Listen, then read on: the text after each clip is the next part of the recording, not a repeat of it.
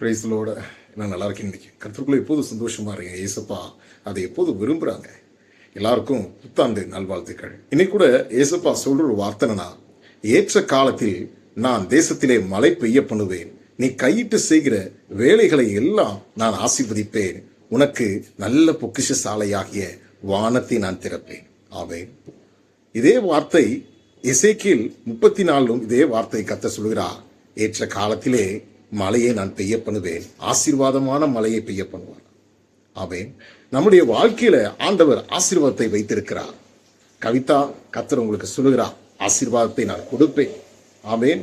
முருகேசன், கர்த்தர் உங்கள் பெயரை சொல்லுகிறார், முருகன் என்று உங்களை அழைப்பார்கள். உங்களுக்கு ஆசீர்வாதத்தை அவர் வைத்திருக்கிறார். புஷ்பா, ஆமென், கர்த்தர் சொல்லுகிறார், உங்களுக்கு ஒரு ஆசீர்வாதத்திற்காக காத்திருக்கிறீர்கள். இந்த ஆசீர்வாதங்கள் நிச்சயமாய் வரும். ஆமென். கர்த்தர் உங்களை ஆசீர்வதிப்பார். ஆனால் யாருக்கு இந்த ஆசீர்வாதம் வர வேண்டும் என்றால், கர்த்தருடைய கட்டளையை கீழ்ப்படுகிறவனுக்கு மேல் இந்த ஆசீர்வாதங்கள் வந்து பலிக்குமா? ஆமென். சோத்திரம்.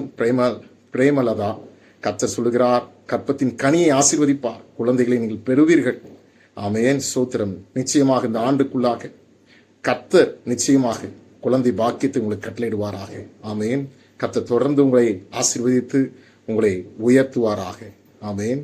புஷ்பா, கர்த்தர் உங்களையும் ஆசீர்வதிக்கிறார். நிச்சயமாக முடிவுண்டு. உங்கள் நம்பிக்கை வீண் போகாது. God bless.